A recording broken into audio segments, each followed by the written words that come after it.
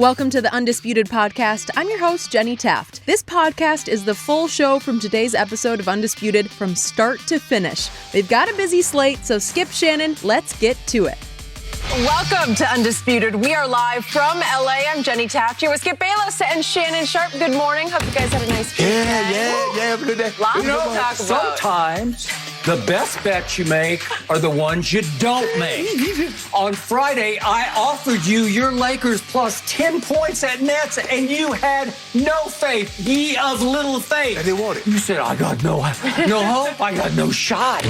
You backed down and gave up. I was going to hand you 5 cases of Diet Mountain Dew right across the table, and you said no. I want it all back at one time when the Nets play the Lakers in the finals. I want all the Dew I owe you. Well, we're not going to have that bet because it's going to be Clippers Nets in the final. Whole different discussion before we go there. Okay, so Shannon didn't win any bets, but he did get that win for the Lakers. Let's talk about it. With no LeBron or AD, the shorthanded Lakers blew out the Nets 126-101 on Saturday night. Just over 2 minutes into the third quarter, Dennis Schroder and Kyrie Irving got into a verbal argument that resulted in both players being ejected, a career first for both. And yesterday morning, apparently in reference to their exchange, Kyrie tweeted, quote, "The N-word is a derogatory racial slur. It will never be a term of endearment, reclaimed, flipped, never forget. It's foul and true history. Throw that N-word out the window right alongside all those other racist words used to describe my people. We are not slaves or ends." So, Shannon, are you surprised by the stance Kyrie took here? Maybe he's having an enlightenment. Maybe, Skip, he's having an awakening. But there are times that Kyrie has actually used the word. So Kyrie would have more legs to stand on if he had never, ever uttered that word. He has. He has uttered that word. Absolutely, okay. He's uttered that word. Now, has he done so publicly, or no? It's basically like in a game, in competition. You know, that's when he gets uttered. Okay. Skip, to give you a little backdrop, in the history of time, there've always been groups of people that use words that, if used outside of that group of people or community, would be derogatory, would be a slur. The blacks, we use the N-word. Gay and lesbian, they use words to describe each other, talk to one another, that was someone outside of that community were to say that. Women do it a lot. Outside of that community, okay, you can't say that. Okay, I get it. I'm not here to police how people should talk to one another in their groups. Kyrie, if you look at it, Skip, Schroder only said that after Kyrie started to press him. Called a foul. Schroder was like, he been doing this all night. Schroder walks away. Kyrie walks up on him and was talking to him. Schroder says, "Damn, Ian." And that's when Kyrie loses it. He's like, "Bruh, it's not that serious." Kyrie walks away. Schroder like, "Bruh," he seems like he said, "My bad. If I offended you, I'm sorry." And he kept it going. It's bigger than that. Skip, we've seen situations where people they got into a fight over a piece of chicken, or they got into a fight over an Xbox. That might have been the straw that broke the camel's back, but there's something that led up to that. Agreed. And so, was it Schroder was giving Kyrie that work in the game? Yeah. Maybe. But Kyrie, over the last year and a half, since the George Floyd, has become a different person. And I have no problem with that. But I think the thing is that I thought he tried to press Schroder and took it further than what it really needed to go. You don't want to be called that. I get it. I play professional sports. Use that word talking to my team, some of my teammates, and some of the other guys on the other team. So if they say, "Hey, bro, okay, fine, no problem. Ain't got no problem with that." But for someone to look, if you say you don't want me to use the word, okay, we done with it. But don't come try to press me, because that's not gonna go well. You said you didn't like it. Okay, I'm fine not using it towards you any longer. But something is going on with Kyrie that made him go overboard what was really necessary in that situation, Skip. And it kind of marred a game because, Skip, you already minor stars. No AD, no James Harden, no LeBron. And now basically you're down to Kevin Durant. Come on, officials. We got to stop with this double technical stuff. And I got Kyrie started to flip. He started, the officials trying to calm him down. He like, "Get your hands off me." Skip, I get that. But we got to be careful kicking these guys out, especially in a game like this. Because you're on national television, Skip. Ain't nobody... Unless you're a die-hard Lakers fan. Skip, you're not watching that game. Not minus AD. Not minus LeBron. You're not watching. And not no James Harden and Kyrie. And KD only on a minutes restriction. So I thought Kyrie overreacted. He made his point. Don't call me that. I think it's derogatory. I think it's divisive. I don't want to be referred to in that term. Okay, boom. Schroeder's looking at him like, bro, I'm sorry, bro. Is that serious? I mean, so I thought Kyrie overreacted in that situation. But he's gone through an enlightenment or an awakening where he sees the world different, and I have no problem with that. But I just think in this situation, Skip, I think he overreacted. Make your point and move on. Okay. I have discussed this concept on TV for many years, on this show and the other show that I used to do at ESPN. I'm going to start from the start. The N-word, spoken with the hard ER on the end, used by white people against black people dating back hundreds of years in this country, is simply the most evil, vile word in this language. And I've said for years, I wish there was some way I could eradicate it. I wish I could make it illegal to utter that word in public or in private. Anytime it just should be out of this language. I get goosebumps even talking about it. But thanks to our friend, Dr. Michael Eric Dyson, with whom I communicated last night, and he's been my guiding light on this from the start for maybe a dozen years. He pointed out to me that the black community over time has taken that vile, evil word and drained the poison out of it by putting an A on the end, as you well know, instead of that hard R. And that word has become, you could call it a term of endearment within your community. Yes. Maybe just a term of familiarity, as in we're all in this together. Right? That's how I feel it. And I've worked with several black commentators, most notably you. And I believe you've told me on the air here that, you use it occasionally. Yeah. When I'm talking to my friends, absolutely. Yeah. I mean, as soon as we pick up the call, what's up, Ian? They say, hey, what you doing? Got it. Same from all the others I've worked with. Stephen A. Smith, Michael Wilbon, it's very commonly used. I don't know if you call it endearment or just familiarity. I don't know, but whichever it is, there's also a school out there, and you can call it an old school. And that school of thought is the Kyrie school of thought that he posted. And I was unaware that he was in that school of thought because I have to believe Kyrie's been called that or referred to as that by many, many black players down through the years that he's played in both pro, college, and all. I guess I should include the AAU, right? Yes. How many times has he heard that on a basketball court? Thousands? Thousands. Yes. Right? Yes. So why now? Why pick this time to go public with this? Because that was a shock. I could have missed one, but it's the first current athlete that I'm aware of who went public with his disdain for the use of that word from black to black players. Because I couldn't understand, Skip. I tweeted, why did Kyrie get so upset? I didn't know why he got upset. They called a foul on him. Schroder said, like, he's been fouling me, and he kept... So I didn't understand why.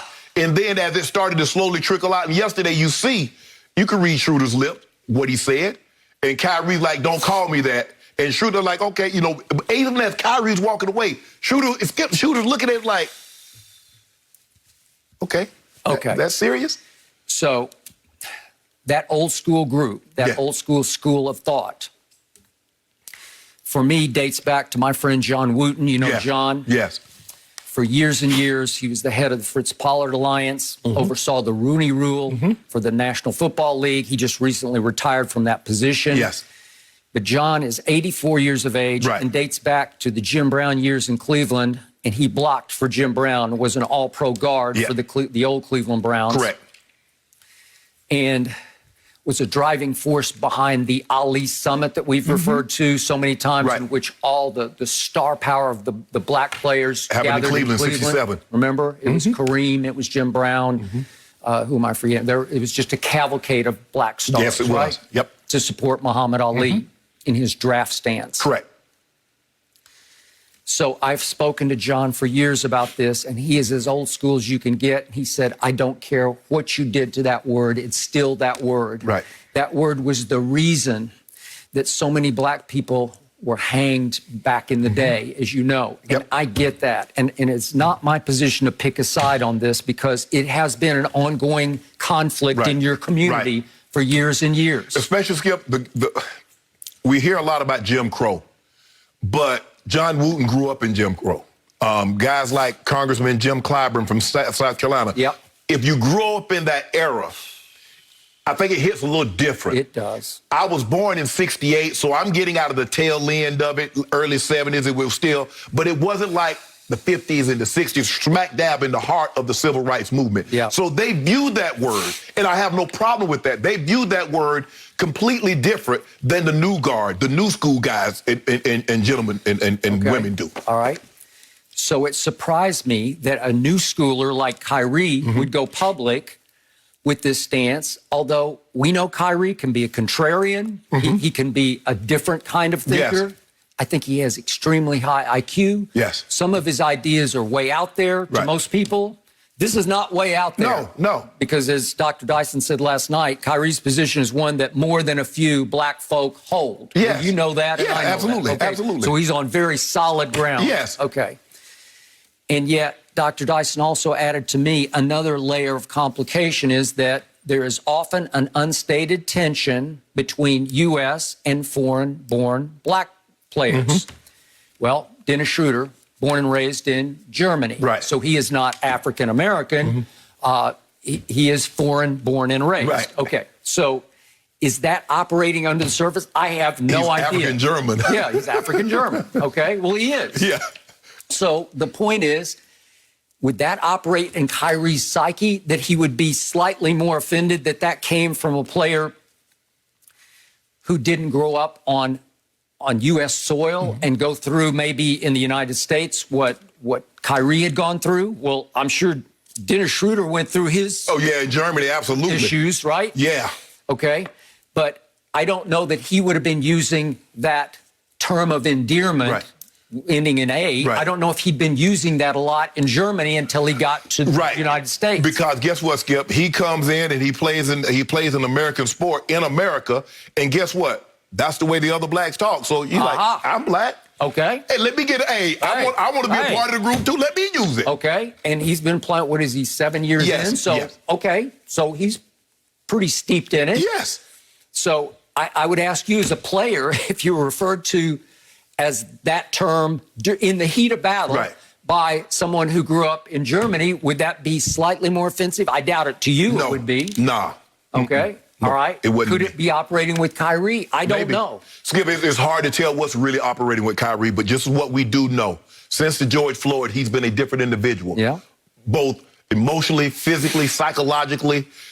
Outwardly, you can actually see the changes, the metamorphosis that he's gone through. And I have no problem with that. I think we should grow. I think we should evolve. And so he's looking at it and says, yes, I've used that word. But since I've become more enlightened, since I've become more educated, I've awakened, to use the term woke, I don't want to be referred to that. I want other people in my community to stop referring to one another in those terms. I don't know how much traction it's going to get, but I don't have any problem with him not wanting to use it and saying, guys, I wish we wouldn't use it. But like you said, Skip, we've been using it for so long and in certain groups, we have a way of talking to one another. For you, I mean, you might refer to Ernestine as baby, hun, Suge. Another man can't come outside and refer to Ernestine like, well, wait a minute, what are you talking to? You know what I'm saying? So that's just the language that you and Ernestine. Or sometimes I might refer to her another way, and you better not. Exactly. Right? Exactly. Yeah. So I'm not here to police how people talk to one another in a certain group. I got it. And I'm with you. I get it. So one last reference to our man, Dr. Dyson, now Vanderbilt University, I should throw in.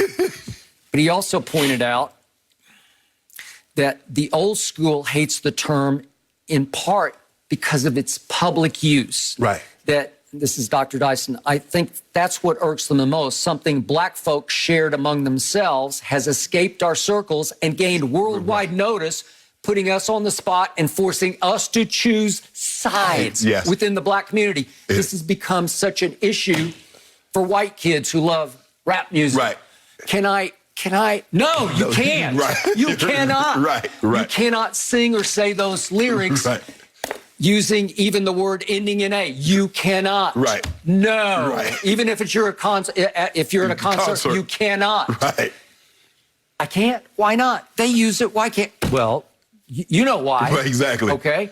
But it forces some old school, new school, if you will, I'm simplifying that, to choose. Yes. Whose side are you on? Right. You on Kyrie's side? You on the other side? Yeah, I agree with Dr. Dyson. I think the thing is that, Skip, once we were using it amongst ourselves, we're at the picnic or we're at the cookout or we're amongst ourselves and we refer to each other. The outside world knew anything about it. No. But it's become so mainstream now. You hear it in rap songs. You hear it in day-to-day conversation, especially like in sports.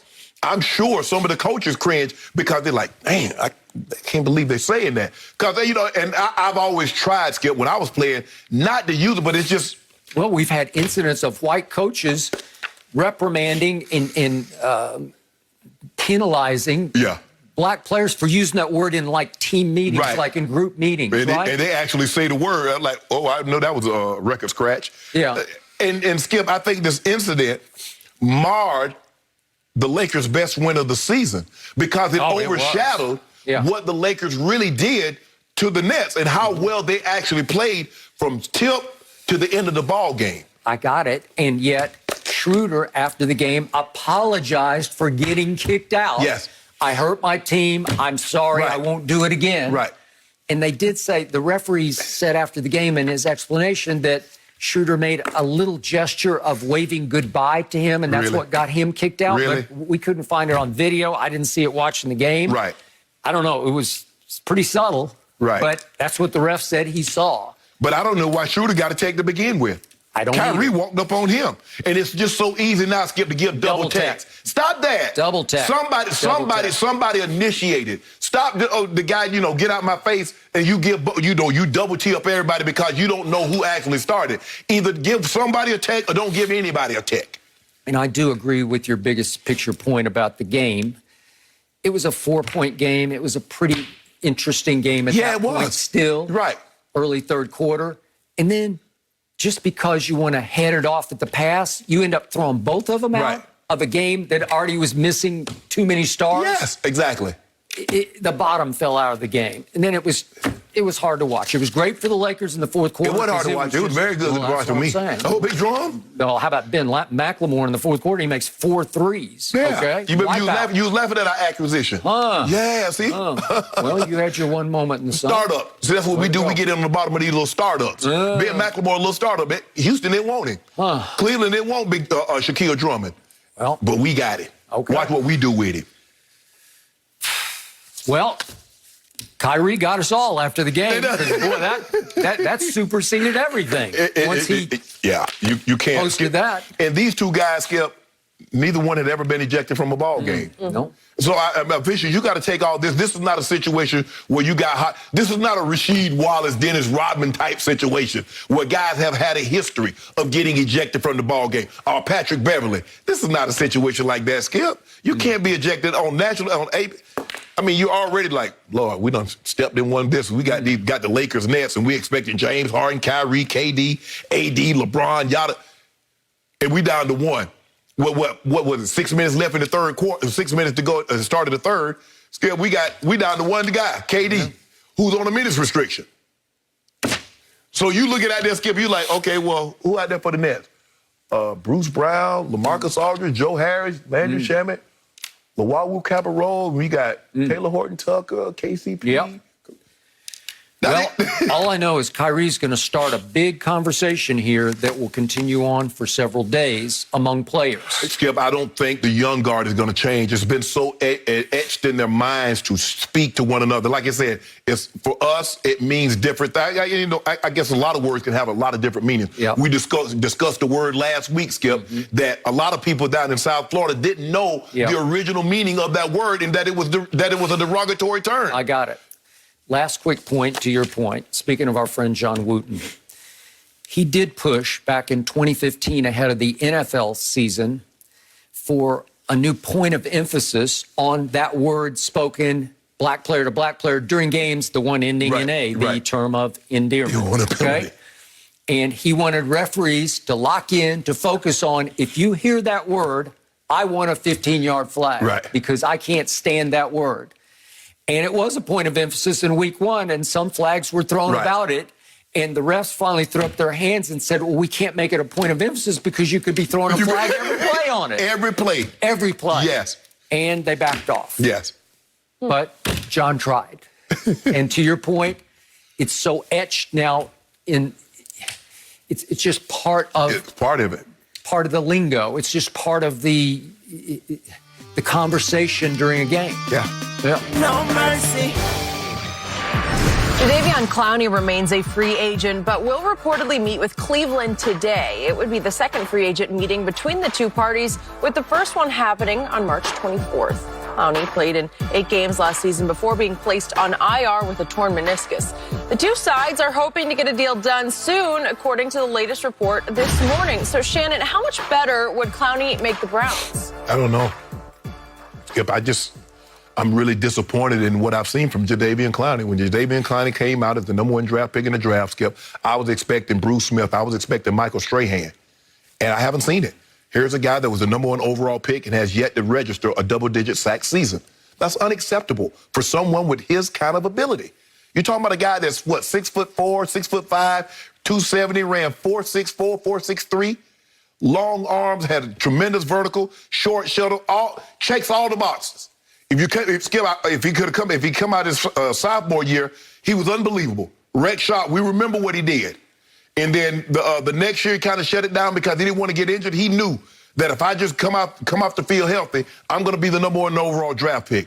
But Skip, I haven't seen the tape doesn't match the physical ability. Now he's very good at stopping the run because he guesses a lot. He'll jump inside, jump outside. He got a great initial move and he catch you guessing. He can go backdoor you. But he had his best season. He had a couple of years alongside J.J. Watt. But his best season came when J.J. was hurt. In 2016 is when he had 9.5 sacks. Skip, J.J. wasn't there. You would think playing alongside J.J. Watt, who at that point in time, Skip, was a 3-time Defensive Player of the Year, man, I'm going to rack up because they're going to slide protection to him. I'm going to get one-on-one. I'm going to whip somebody's butt all day long. And it just never materialized. Was he an impact player in Tennessee? Was he an impact player at Seattle? Now, maybe he has better success alongside Myles Garrett. They got nice look. Hey, Sheldon Rich. I think he's still. I think he's still. No, he's there. So, Sheldon Richardson. Yeah, Sheldon Richardson, and you got Myles Garrett. Ogunjobi, if I'm not mistaken, went to Seattle. But they got some. Tack McKinney's still there, so you'll have a rotation. Right. Yep. They got some nice little back end skill. Yep. But I can't sit here and say, oh, he's gonna make a huge difference. Because I haven't seen the difference that he's made at a lot of the locations that he's been. Okay, I hear everything you just said, but I still think Jadeveon Clowney, who just turned 28 years of age, that's just shocking to me, just 28 in February. I still think he has a lot of very good to great football left in him if you can push the right button. If he's in a situation that he feels comfortable in. He obviously did not feel comfortable in Seattle. I don't know why. And he got hurt last year with Tennessee and needed to get his knee scoped. So he only played 8 games in Tennessee and had a meniscus tear. And had no sacks in those games. Although your favorite website, Pro Football Focus, graded him the 20th best edge rusher out of 125 graded just in those 8 games. So they're saying he was doing something at a fairly high level, which might be stopping the run. I think he's very good at the run. But, Skip, when you go number 1 overall, they don't take run stoppers number 1 overall. They want you to get to the quarterback. Okay, to me, I've been banging my side of the table over here for my Cowboys to go sign him because, to me, he's the best buy left on the market by far. Because, to me, if you add him to what's already been added in Cleveland, especially on the defensive side, if you want to call him the cherry on top or the icing on the cake or whatever you want to say, I believe he makes them, as the final piece of the puzzle, at least a Super Bowl contender in the AFC. Because they were on the rise last year. He does that all of a sudden? I can see if he had a track record, Skip. 2016, Pro Bowl. 2017, Pro Bowl. 2018, Pro Bowl. I don't know. That's pretty great to me. Skip, he's only been second team All-Pro one time. Okay. Well, I'd take him. I'll take him because they're going to get him for next to nothing. You know they are. You know they're just stonewalling him right now. And he's going to have to sort of crawl to Cleveland and say, will you give me a chance? Yep. They'll give him a chance. Skip, this was the guy that says, I'm going to reset the market. I'm going to reset the market. 3 sacks doesn't reset a market. Well, a lot of times the market is dead wrong. No, Skip, if he goes out there and he puts up a Khalil Mack or an Aaron Donald type of a season, Skip, that's what you expect what you see Aaron Donald do. You expect what you see Khalil Mack, what you see when Von Miller's healthy. That's what you expect from Jadeveon Clowney. Because if you look at it, he might be more physically gifted than all of them. I agree. Okay? So what if his fire gets relit because the league basically rejected him? I'll take that chance. There's too much good there. There's too much done there. He's already done that and done that and done that. And I do not think he is done. So in other words, you said at the right price point, you'd be willing to take a chance on Jadeveon Clowney. Well, aren't they going to get him for some minimum, right? Probably, I don't know, $5 million plus incentives? I hope so. I mean, for his sake, I'm not even sure it'll be that much. I think you get that. Okay, so look what they just did on defense. What did I say? Banging the table over here for my Cowboys to do once they signed Dak to a cap hit that was only 22.2. What did we talk about? John Johnson III's on the market from the Rams. He's one of the top safeties in the league. And I said, just go get him. Right.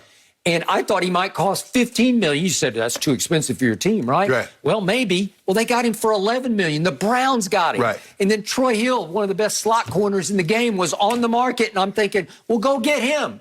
You know, I like Jordan Lewis, but I like Troy Hill more. Hill better. He's just better. And what happened? The Browns signed Troy Hill for $4 million. Right. Well, what are you doing? Right. Okay, so they just upgrade, right. And they still got Denzel Ward, and they still got Greedy Williams. And now John Johnson and Grant Delpit at the safeties. I'm starting to say that's turning into a secondary. Yeah, right? they have all the pieces. The question is, Skip, can Jadeveon Clowney stay healthy? And can he finally, what you see as a physical specimen, can they transfer that to the football field? All right. If you told me he had an ACL tear or an MCL tear or a PCL tear, I'd say, ooh, I don't know. My red flag would fly. But on this one, he had a meniscus surgery, and I've had 3 of them for what it's worth, and I'm going strong. You know, like I call them minor. Sometimes they can go major. Right. If you have a really serious tear in that cushion between your bones and your knee, it can get fairly serious, but it's not serious like a ligament tear. Right. Right? But the question is, Skip, okay, you say he's 28, but you remember his rookie year, he had an injury on his foot. Now he had another surgery on his knee. So it's not like he's a healthy 28. Okay. So look what the Browns are coming off. They went 8-3 in their last 11 without Odell. And I don't think it was any coincidence they took off when he got hurt against Cincinnati in week, 7. They took off because it clarified for Baker. He was having a hard time. He was forcing the ball to Odell. He was so Odell-centric. I gotta. And all of a sudden, the ball's starting to spread. But Odell is back. I assume they're going to utilize him unless they get their socks knocked off. Odell, if I'm Odell, I'm looking to move on. Because you know what? Okay, you're right. I think the Browns will be better without Odell, and Odell will be better without them. And for whatever reason, Skip, it's no one's fault. But Odell, first year he said he had sports hernia. He wasn't healthy. Last year he wasn't fully healthy. But for whatever the reason, it has not worked. And the worst thing that you can do, Skip, if you know something is not working, is to hold on to it and try and make it work. Let him go somewhere else. Maybe you can get something of value that will work for you, and Odell can go somewhere where it will work for him. Would he redo his contract because he got 3 years left, and his cap hits are 15.8 this year, then 15, then 15 the next 2 years? What are you saying to him? I'm sure if you go send him to Tampa or Green Bay or the Rams, sure he'd be willing to work with you. Okay, but I assume they're going to want something pretty good for him, a 2 maybe? No. No? No. Would you give him away? Yeah. Hey, you don't need him. You say he don't work with Baker. So go ahead and take a 3rd and 4th. Work with Baker. And guess what Baker did over those last 11 games? He went 8-3 with 19 touchdowns to 2 interceptions. And I kept telling you, he's growing up right before your very eyes. He's living up to all those too many commercials that he's made. Skip, it's just hard for me to believe that a guy like Odell, with his first 4 years, what he had, and I know injuries are part of it. I think injuries have a lot to do with why we haven't seen the Odell that we saw the first 3 or 4 years of his career. But it's hard for me to believe that the guy can't run a route, the guy can't get open, the guy can't catch the football anymore. Okay. I mean, we say Eli was washed, and Odell was putting up numbers that nobody had ever put up before with a washed quarterback. Okay. Where's he ever won? Where's he ever made winning happen? No, he got to the one playoff game, and what did he do before that game? He led his group of receivers down to South Beach to get ready for a game on the frozen tundra of Lambeau Field. It was an error in judgment, Skip. Okay. We can't use that on the man's head forever. So, in his heart of hearts, if you put Baker Mayfield on a lie detector, I think he'd tell you, if I have Odell and Rashard Higgins, still has Austin Hooper, Harrison Bryant, that kid, the tight end that they drafted, is just starting to come on. Njoku is still there. Right. He can hand it to Chubb. He can toss it to Kareem Hunt, or either way. I think, Skip, there's some firepower on this offense. I think if you were to put both the Browns and Odell, they believe it'll be best if they parted ways. I think you're right. Who had the graded #1 offensive line in pro football last year? Oh, the Browns are loaded. The Cleveland Browns. Yeah, the Browns are loaded. Woo. They're loaded. That's why I say cherry on top at a bargain basement price for Clowney. I'll take him. But guess what? Lamar put foots in him. All that. Lamar Jackson put foots in him. Lamar was in the locker room watching it. He said, okay, that's enough. Baker done had enough praise. Y'all done talked about him enough on Monday night. Let me come out here and do something bad to him. Okay. And you've talked about how Lamar needs to improve throwing the football. He throw well enough to beat Cleveland. Okay. He's not what he do. He can do that. Well, Baker sure improved. 19 touchdowns to 2 interceptions over the last 11 games, including a big game at Pittsburgh. They blew out the Steelers, and he played okay at Kansas City, but they lost because they could not stop Kansas City. And if Joe Burrow come back healthy, guess what? All them numbers, he's still the 4th best quarterback in the division. With a healthy Joe Burrow. Is he? Yeah. You taking him over Lamar? No. Well, he had a good year last year. Whew. Even big Skip, as bad as Ben not throwing the ball but like 6 yards at a clip, Ben still had, 30 touchdowns? They got to 11-0. Yeah. Tough division. And you saw what Joe Burrow was doing now. They get him some offensive line, get him a receiver, get some protection, like they did Andrew Luck, but it was too late. If they add Clowney to this mix, and he's just a rotational pass rusher, on paper, you can't tell me the Browns aren't the best team in this division. Just on paper. You can't tell me that. Ravens. Huh? Ravens. You don't love Lamar. You definitely don't love Ben. You haven't loved Joe Burrow. I don't know. Suddenly you do just because you hate Baker. I don't. No, hold on. Shake and bake. I thought Shake and bake disappointed me last year. You tried to drive it for about 3 weeks, and then you said, I got to get me I had to go back where it's tried and true. Yeah. L. Jack. Yeah. Okay. I think this would be a great move, and I'm saying go Browns, go. Okay, go Browns, go.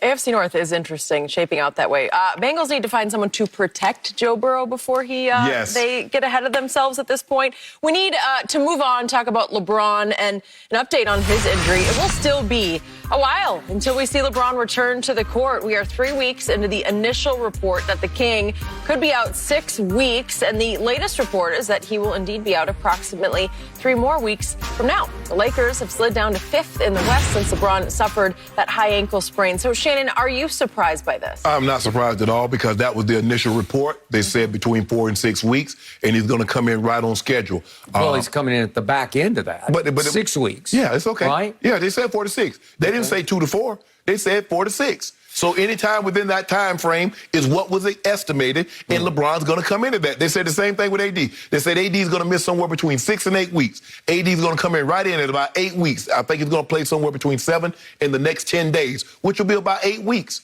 Okay. Boom. There you go.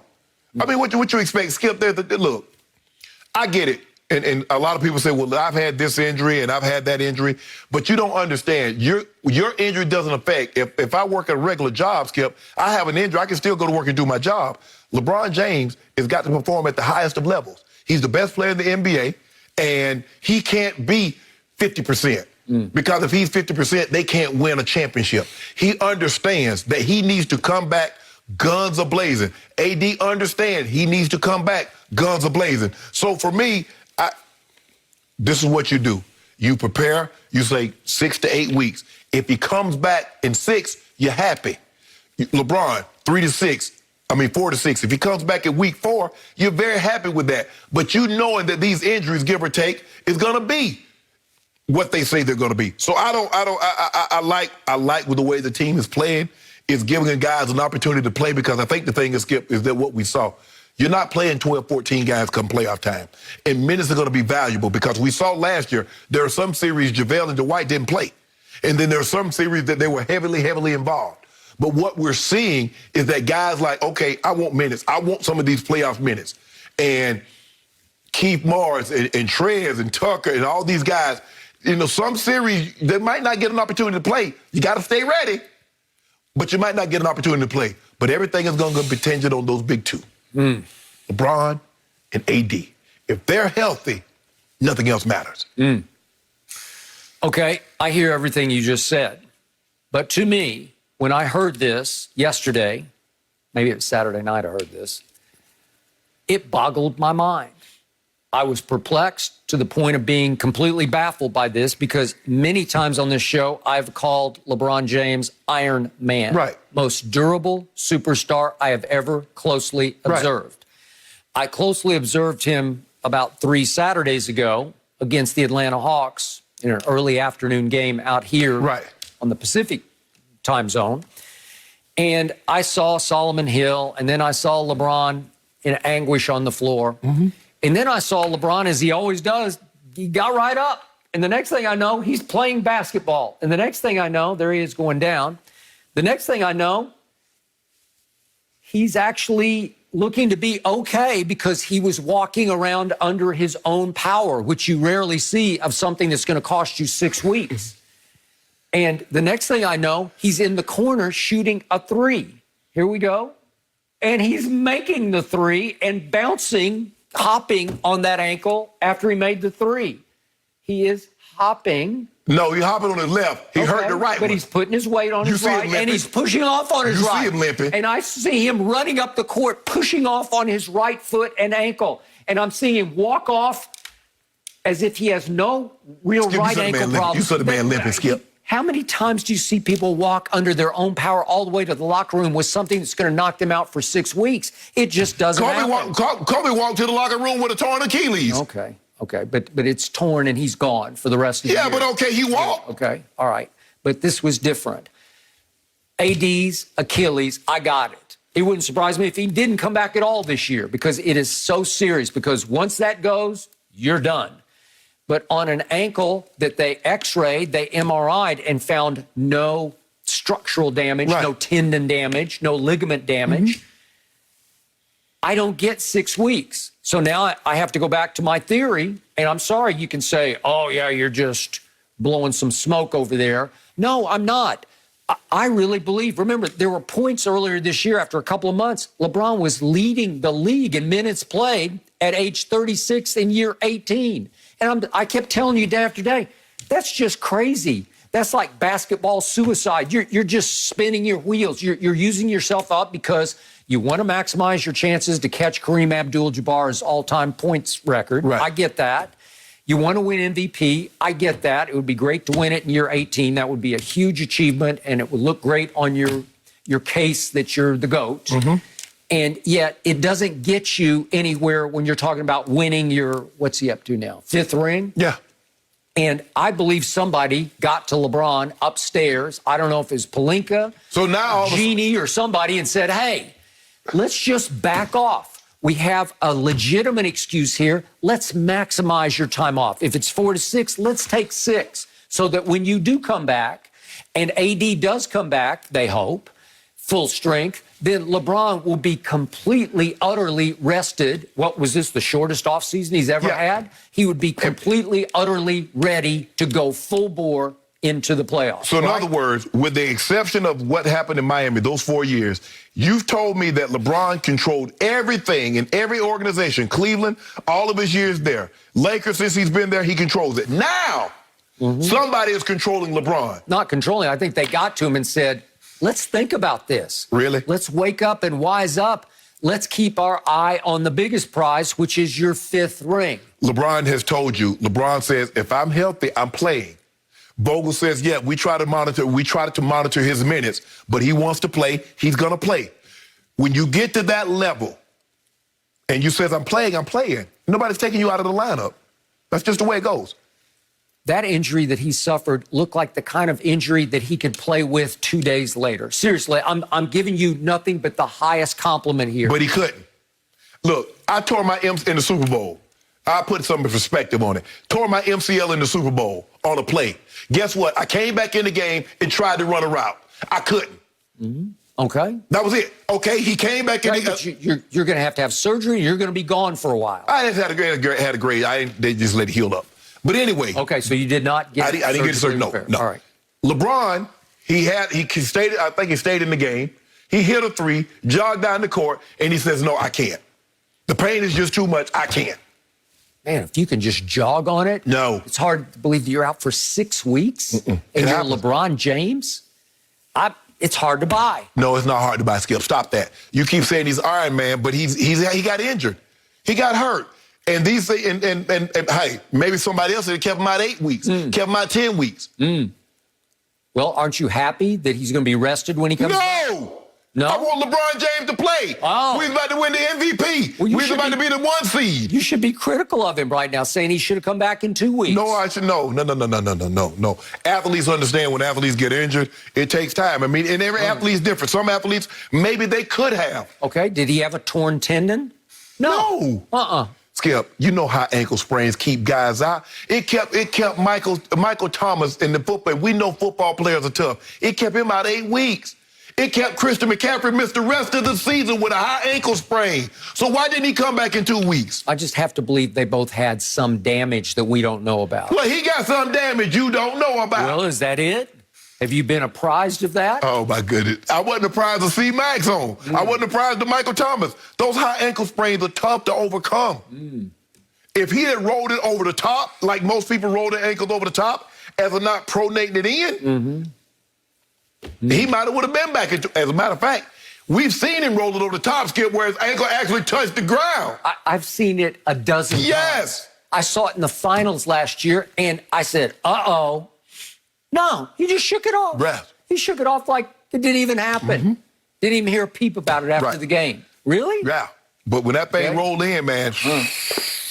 I think there's some rest going on here. See, I knew you were going to do that. Yeah. I know you were going to do that because we got you shook right now. You saw what happened on Saturday night? We got you shook. I'm so shook. And I want to know why the best player in the NBA couldn't win that game. He got to win that one, Skip. He got to win that one. That's what you told me. Kevin Durant is the best player on this planet, as he's demonstrated in the 2 games he's been back. He's on a minutes restriction. He just simply couldn't play enough minutes. He needed to be on a turnover restriction. He's averaging 7 a game. Well, he's been out for a while. Whoa. They ain't nothing to do. With a legitimate hamstring tear. They said nothing. They said they listed it as a hamstring strained. They ain't mentioned nothing about no tear. Now, you fill it in the blanks here. Well, at least he came off with an Achilles tear. Did he not have that? No, he passed that. We passed that. Don't do that, Skip. Okay. So the Achilles was the reason he was out. Did the Lakers hang a banner off Saturday night? No. It felt like a banner game to me, right? Skip, you shook. You shook. Do I look shook? Yeah, you look shook. I think the shook one is you after you watched the Clippers do it again last night with Rondo just taking them home in the fourth quarter. Detroit? Yeah, the same Detroit that beat you with LeBron up in Detroit. And the same Detroit that took you to 2 overtimes at L.A. with LeBron. And the same Detroit that beat the Nets? Huh? The same Detroit that beat the Nets? They're dangerous, man. Where's Jeremy Grant? Shoot the lights out. Was Jeremy Grant there? No, but okay. Was Ellington there? Okay. Was Bay there? My God, they were just draining threes everywhere. Didn't the Grizzlies beat y'all, Minnesota? Yeah, y'all worried about us.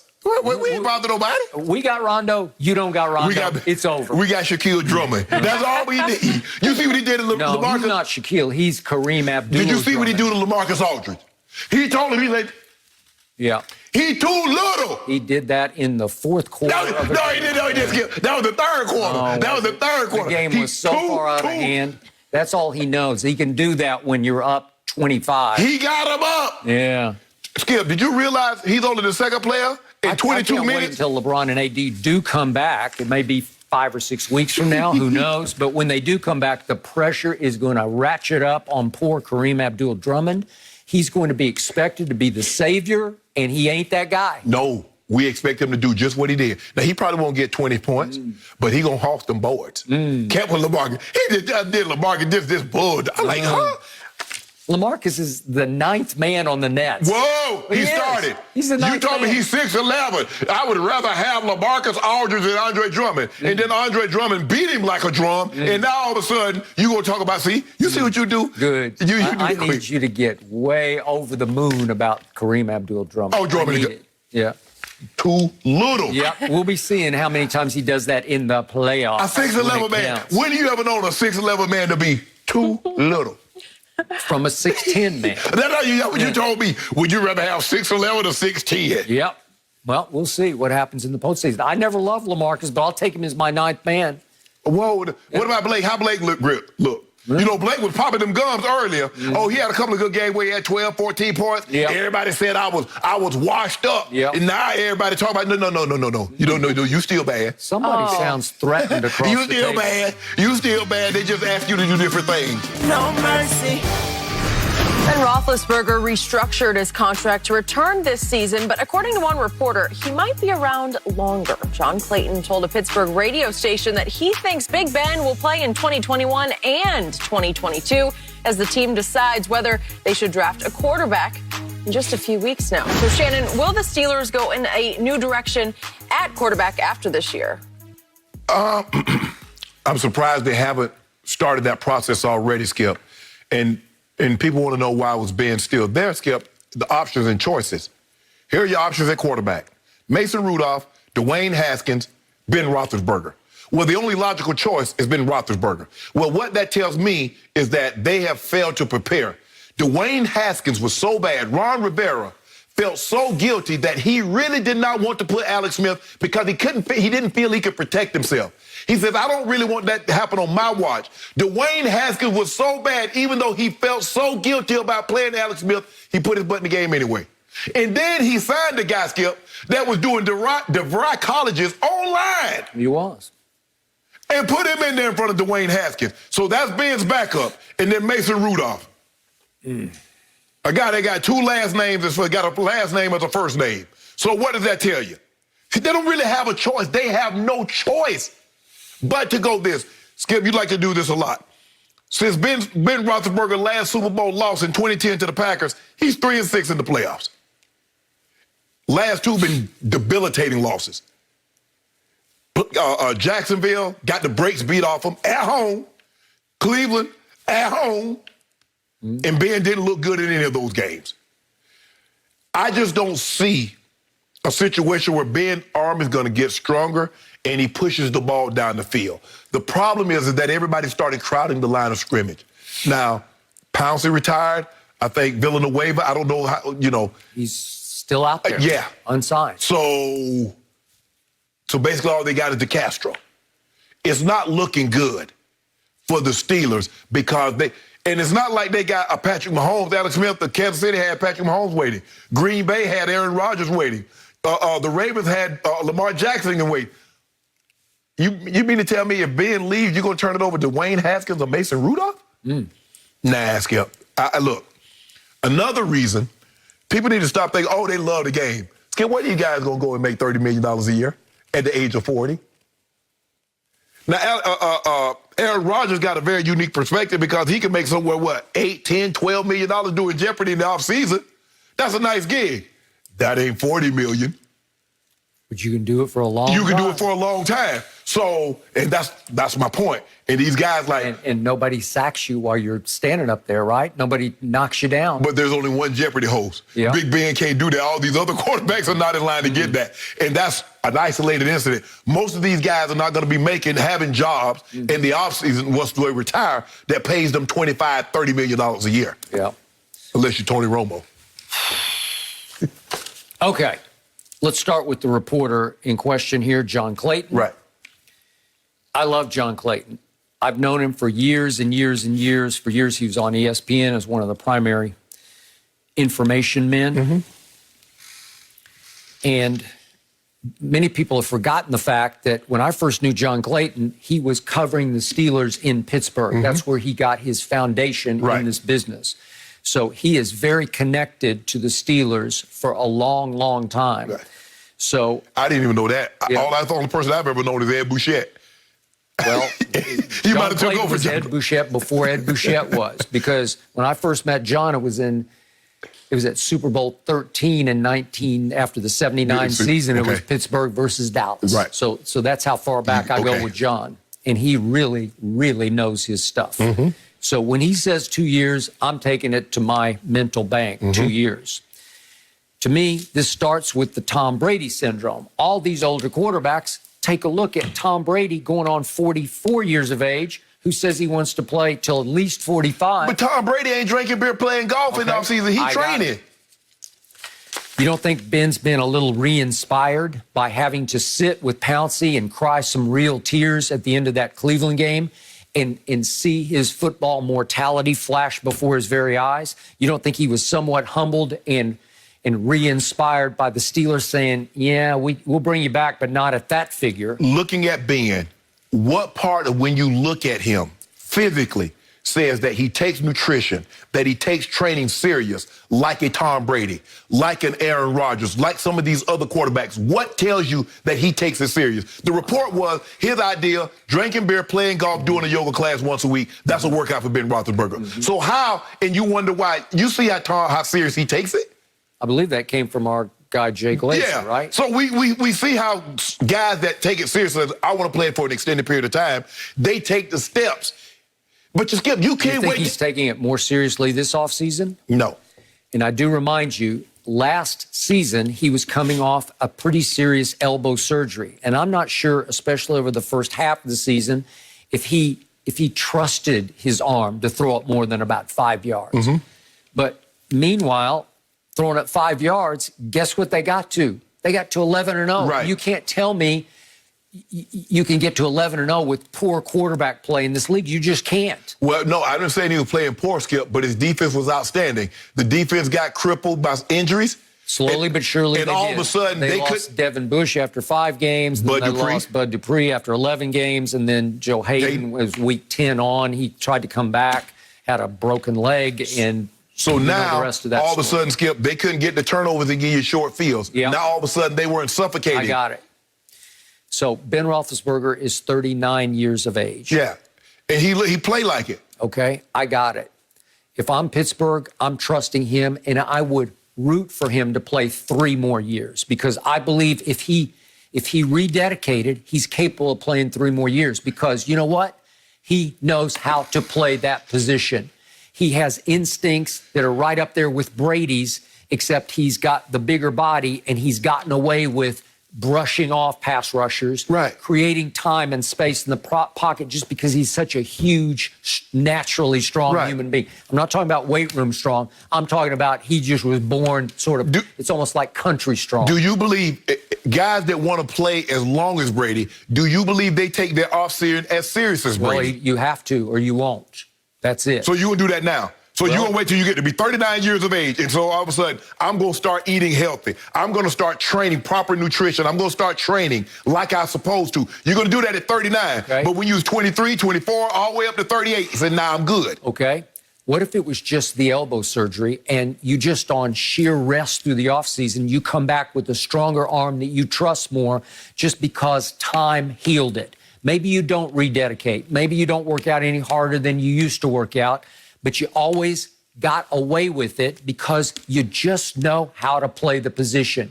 His instincts are of the highest order to me. He gets it. He sees it and feels it. Skip, he hadn't been to a Super Bowl since he was in his 20s. Okay, but he might have been 39. He's been to 6 Pro Bowls and 3 Super Bowls with 2 wins. Yes. So so by that metric, that's the expectation. It's not good enough to get to 11-0. It's not good enough just to win the division. When you've been Roethlisberger and you won 2 Super Bowls, you've had an appearance in a 3rd. Skip, it's just not good enough to be good enough. Did he have any run game to support him last year? That's their fault. Because, well, don't answer the question. He had none. You know why? Because they were dead last in rushing yards. You got to give him some break for that. Dead last? Yeah. What's the quarterback's best friend? A run game, right? I fought them because they've said, Big Ben, we're going to go as far as you take us. And they haven't drafted a running back. What do? They draft receivers. They draft defensive players because they believe their quarterback can compensate for lack of a running game. Yep. So this is not your mom and pop Steelers, Skip. They used to play lights out defense and run the football with Franco and Rocky. Mm-hmm. Even when they won the Super Bowl last, when they had Willie Parker and Jerome Bettis, they were a blunt force team. Yep. Ben was different. Ben was not allowed to lose the game. They've turned everything over to Ben. Now Ben is expected to win the game. Mm-hmm. He'll be better if they can draft a running back of the highest order. Well, they better get Najee Harris. Najee Harris. They have to. It's just sitting on a platter for them. But what you going to do about the quarterback? So you ain't going to take no quarterback. You just going to roll with Ben, Mason Rudolph, and Dwayne Haskins. Well, if you have a choice between Najee and a quarterback, if one's sitting there, I don't know, you're not going to get one of those top 5. Well, yeah, you're not going to get one of the other. No. Okay. Do you like Kellen Mond next? Who do you like? You got to Skip. They got to get somebody to start trying to develop them. Okay. I don't disagree, but your first priority is to draft a running back. And Najee Harris he'd be qualified with that pick. It would be worth that pick. Yeah, considering they like to throw the ball to the running back and screens and things. We know he can catch it. But you also, Skip, you better go get some offensive linemen to protect Ben. All right. I'm sure they're doing that as we speak. They're trying to figure that part out. But it's the Jerry Jones dilemma of, okay, I got Dak. Do I love Dak? Well, I don't love him, but I like him better. Obviously, Jerry's up against the mortality clock. Right. He's thinking, okay, as I'm later in life here, and I'm looking down the road, and I'm saying, do I really want to start over with one of these quarterbacks? No. And you never, ever know for sure if that guy is the guy. Right. Is he the right guy? Right. Well, Jerry could wait for 3 or 4 more years and realize, oh, well, this guy's not as good as Dak was. So he paid Dak. And that's the thing, Skip. You believe you're closer to what you need to be with Dak than you would be if you brought somebody else in. Which is what I think the Steelers would think for the next 2 years at least, maybe even 3 years. We're closer with him than we could be with a kid that we don't really trust. They drafted Mason Rudolph. He's not terrible, but you know what he is. Right. But Skip, that happens a lot when you have franchise quarterback. Yep. You see what happened to Peyton. When Peyton got hurt, it ruined everything. They go 2-14. They clean house. They get Andrew Luck. And that's what happens. A lot of times you have these guys and they play for so long, you never address the backup in a significant manner. And then when something happens to him, you see what happened? Now give Mike Tomlin credit because he's never been less than 500, no matter who the quarterback is. But, Skip, at some point in time, they're going to have to address this issue. He might play 2 more years. I got it. But you pointed out earlier in the show, 33 touchdowns to 10 interceptions. That doesn't grow on trees. No.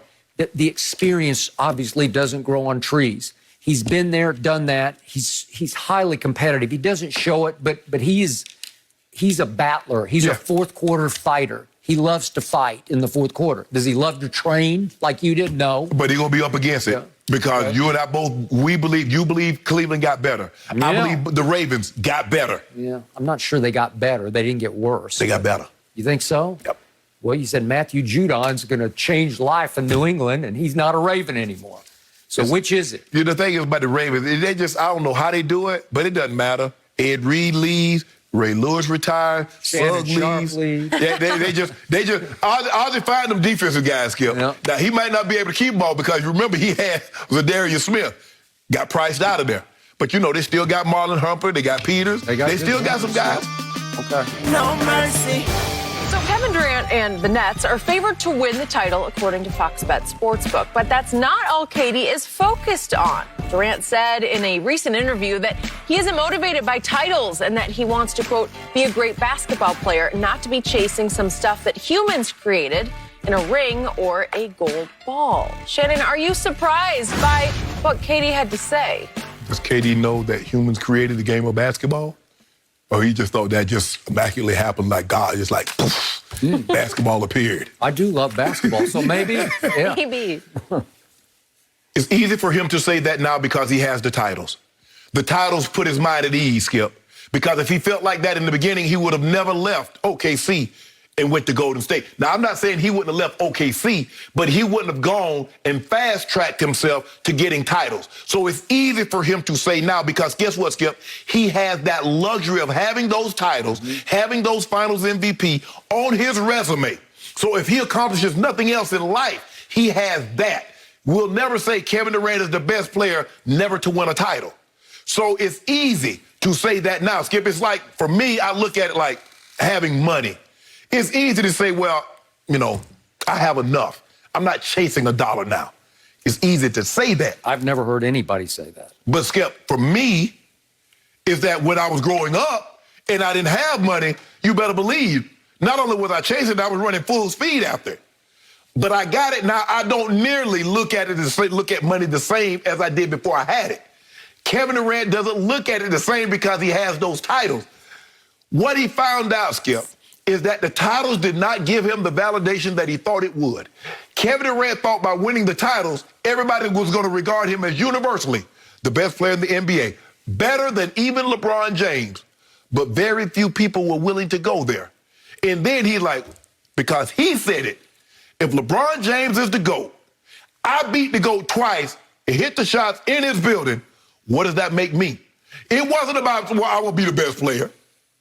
So I believe now, Skip, he's looking at it, says like, I got titles now. I can just focus on being the best player I can be. But the reason why people think you're the best player you can be, they didn't give you that validation first, KD, is because you had no titles. They go hand in hand. Michael Jordan might have been the best player, Skip, but he had no titles in the 80s. People couldn't put him in front of Bird and Jordan because he didn't have anything to show for it. But they knew what was coming. Yes. Yeah. And I just believe, Skip, if Kevin Durant always felt this way, I'm not saying that he wouldn't have left OKC.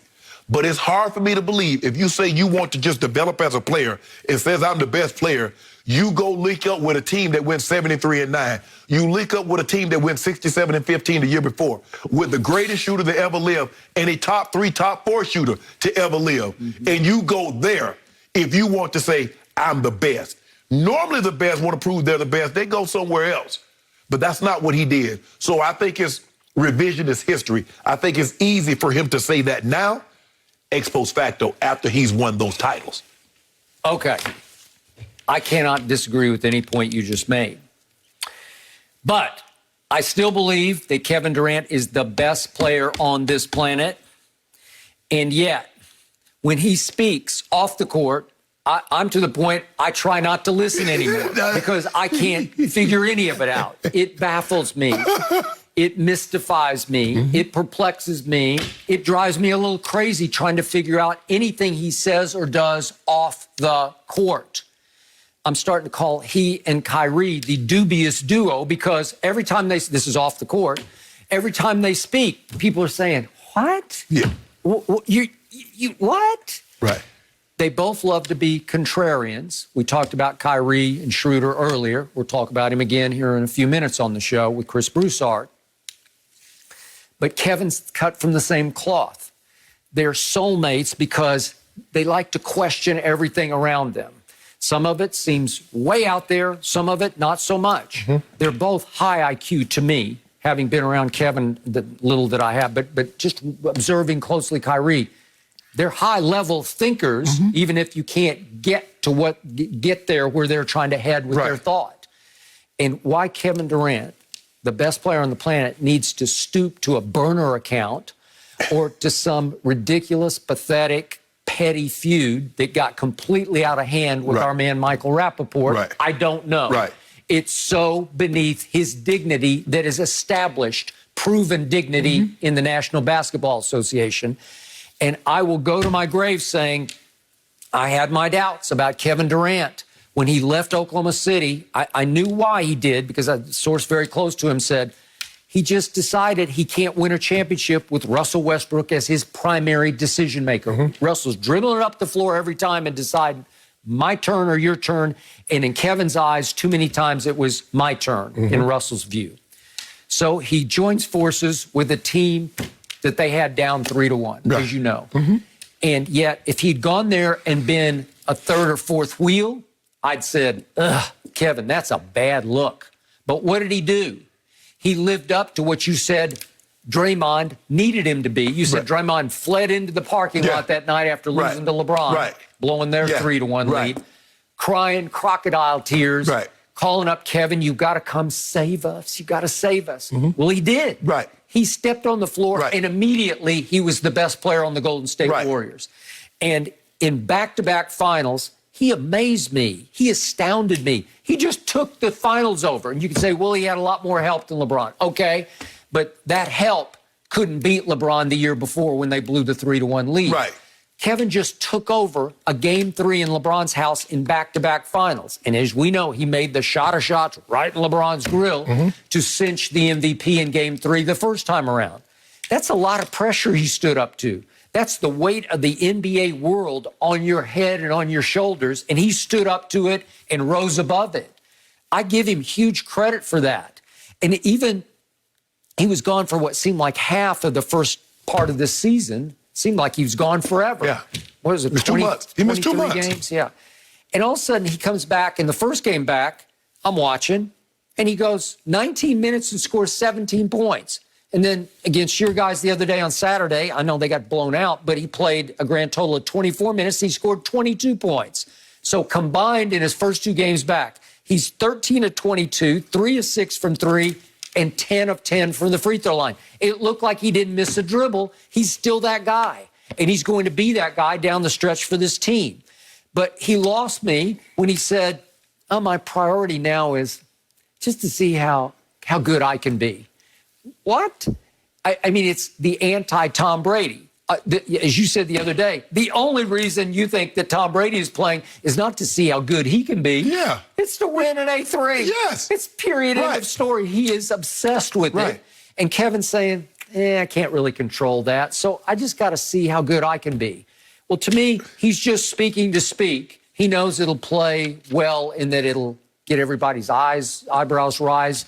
You know, it'll start to talk on the internet. He'll trend. What's he talking about? Well, here we are talking about it, and I think he and Kyrie love to be talked about. They love to be the curmudgeon sort of, and then and get upset when you took me out of. No, Kyrie, we didn't take you out of context. You said you didn't need a coach. So what am I supposed? How is that out of context? We don't need a coach. We've played long enough. We're good enough players. We can coach ourselves. So how did I take you out of context? When Kevin Durant says something, we regurgitate what he said. How do we misquote you? You said it. Okay, so they both have powerful platforms off the court, and they're both constantly questioning everything off the court, right? Kyrie sits back. Is the earth flat or is it round? Or is there a secret society that controls the earth, the world right now? Who knows? And Kevin, he's constantly questioning everything. You guys out there, you reporters, you don't know, you know what about basketball? You don't? The same ones who voted you the MVP. He says there are too many factors outside of his control to win a championship. That's what he said. So you had no control in Golden State winning those 2 championships. So what was outside of that? Okay. And then he said, winning a championship is not the be-all and the end-all that he thought it might be. It's not that big a deal. Do you think he really believes that, or was he just saying He was just saying it. I think he's just saying it. Because, Skip, that's what, Skip, of all the places, normally, people like that, or Kevin Durant, arguably at the time, Skip, he was the second best player in the NBA. You don't go join an MVP, the only guy that's won that award unanimous. He's back-to-back. There's only 11 times that has happened a player has won back-to-back MVPs. Skip, you don't go join that. If you talk about I'm trying to be the best player I can be. Okay, but I didn't have any problem with that because he was 10 years in the league with no ring. Skip, I don't have a problem with it either. But don't try to make it seem like you weren't ring chasing and you know that gave you the best opportunity. Skip, granted, they lost up after being up 3-1, but they were there. Something Kevin Durant hadn't been in a long time. I agree with your point. If you don't go there and win those championships, we're not getting this from you now. No, absolutely not. He'd have been just like James Harden. James Harden says, look here, I done put up all these stats. I done led the league in scoring. I done led the league in assists. You know, all these, 50-point triple-doubles, 60-point triple-doubles. What has it got me? Let me go somewhere and win. Kevin Durant at age 32 right now would be out of his mind if all he heard was, you're the best player never to win a ring. Thank you. Right? Thank you. But, Skip, I just think it's easy to say what he's saying now after he's won those titles. I don't believe Kevin Durant would have ever said that because we never heard that before he won the titles. Look, I understand. Yes, I wanted to be the best player that I could possibly be, but I knew what my ultimate goal was to be. I got it. If you play sports, anything that there's a championship at the end, Serena wants to be the best she can be, but she's trying to win majors. Tiger wanted to be the best golfer he could be. I mean, you can argue it goes hand in hand, right? Yes. But, Skip, being the best, there are a lot of players that were great that didn't win a title. You know, where Kevin's heading with this is we shouldn't keep score. You know, we should just play. No. Let me see if I can achieve a height in my mind that I'm a dominating player, but the score doesn't matter. No. Well, nobody's going to stand for that because nobody would pay to watch it. No. But, Skip, you play a sport. I mean, everything is ranked. You move up the corporate ladder. You start here and you just go up. That's a score. That's just the way it is, KD. I know you might want to change things and say, okay, we're going to start, but you're not. It's not going to happen like that, bro. Okay. So he and Kyrie have a lot of contrarian in both of them, and they love to say things that get big reactions, pro or con, They don't care. And I believe that they sit with each other after the reactions and giggle with each other about, see what they were saying about what I said? Yeah. Because they love that. They thrive on that. And the one thing about Kevin is, no matter what he says or does off the court, he consistently backs it up on the court. Yeah. You can't say that he does not. Yeah, no, Skip, he's great.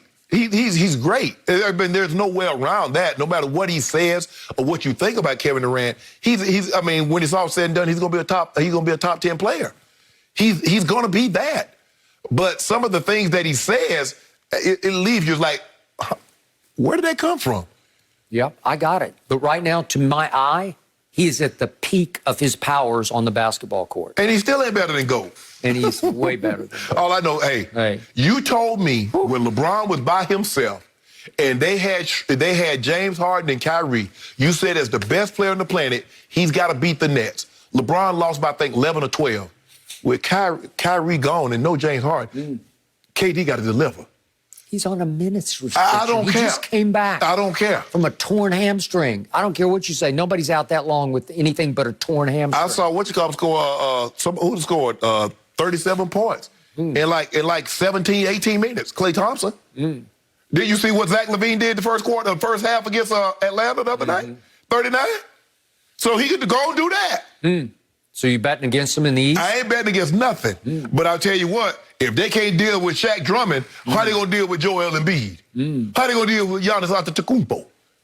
Huh? Did you see what Zion did to Embiid the other night? Hey, Lord have mercy. Hey, what place are they going to even make the play-in tournament? Are they going to make the play-in tournament? That's what you need. Zion's way better than Luka is. Don't do that, Skip. Well, he just don't do that, Skip. My Spurs beat Luka last night. I mean, DeMar DeRozan hit a shot. They won in 6 games. DeMar DeRozan hit a shot. He hit a shot. Yeah. But Luka was Luka. Was he? But Luka was Luka. Yeah, and you know what DeMar said after the game? We were trying to get a switch on the last play of Luka on me because obviously he's a defensive liability. Everybody tries to get Luka switched. Yeah. Yeah, way to go. Yeah, that's what you do. You try to find the weak link. That's what you do. You try to find the weak link, Skip. I mean, that's nothing new. No mercy.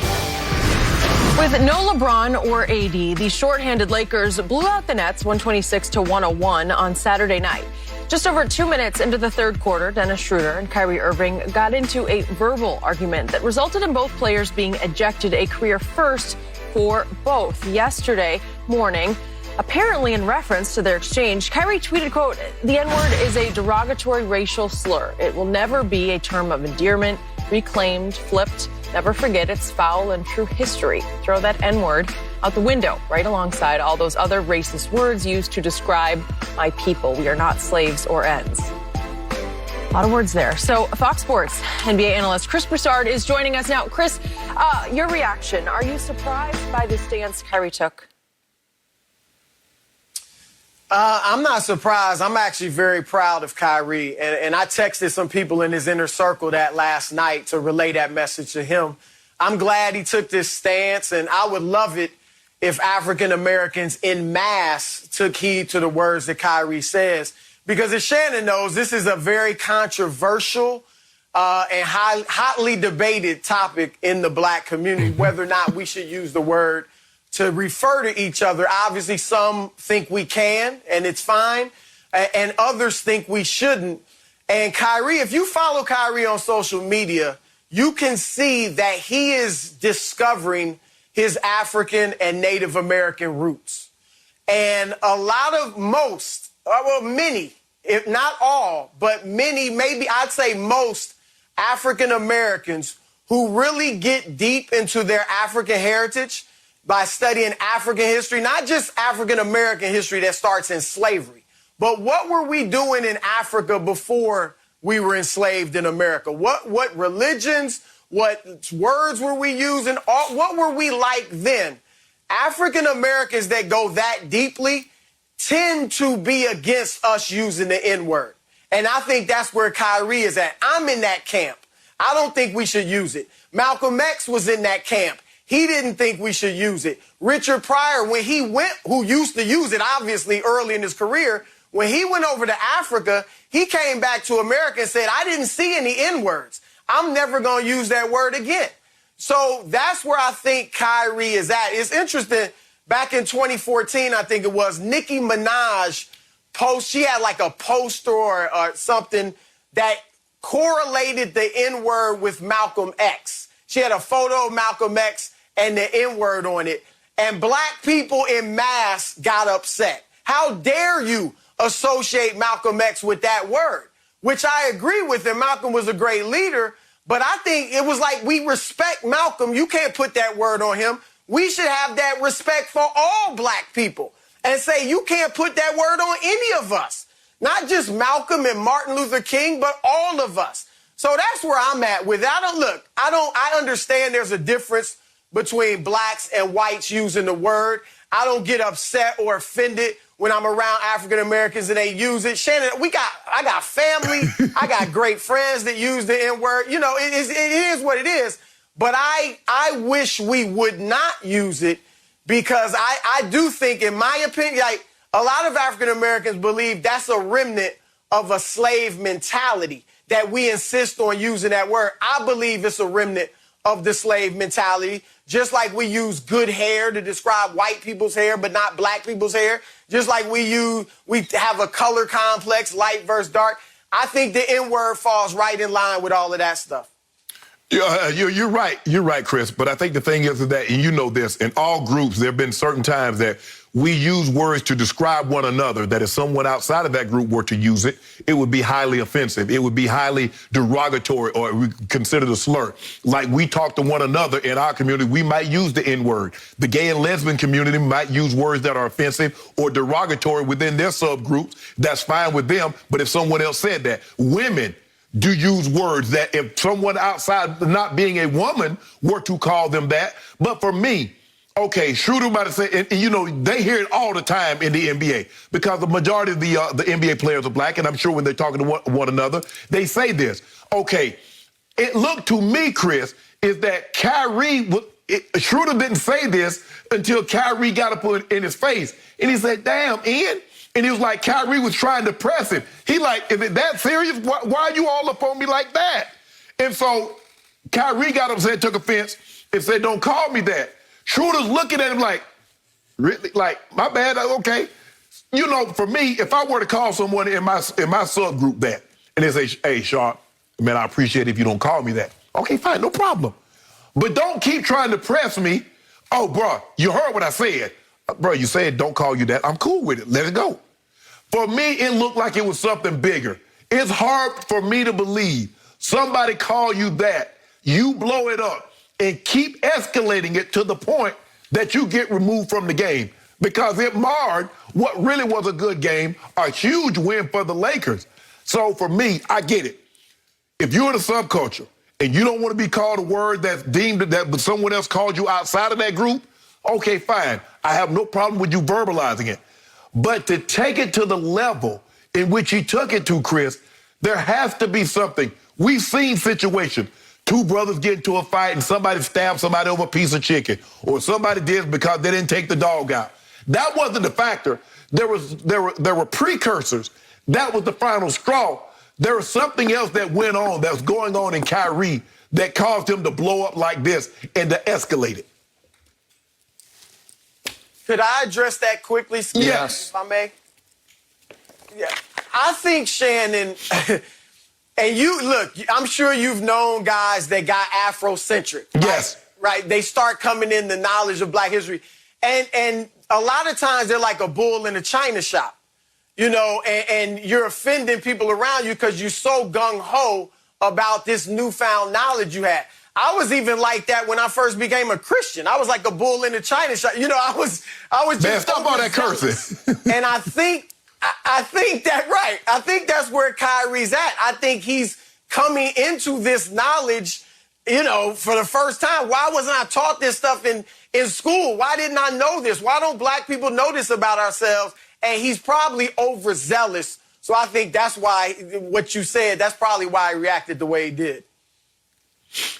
Okay, I'm going to step back from what I've found to be a fascinating give and take between you two. And I'm going to restate my position on this. I have dealt with this issue for maybe 15 years on live TV. And obviously, I am not qualified to pick a side on this because Chris is on one side, Shannon's on another side. Mm-hmm. All I know for sure is the original N-word, the one ending in the hard ER, spoken by white people for many years in this country against Black people, the one used to demean Black people, to relegate them to a subhuman form, is simply the most vile and evil word in our language, and I have campaigned for years to try to get it exterminated from our language. Yet, I've tried to understand, with the help of our friend Michael Eric Dyson, Dr. Dyson now at Vanderbilt University, that the Black community took that word ending in the hard ER and, to Shannon's point, drained the poison out of it and turned it into a word ending in A that's a term of endearment or a term of familiarity, a term of, hey, we're all in this together. I certainly get that part of it. And again, I'm not qualified to pick a side on this.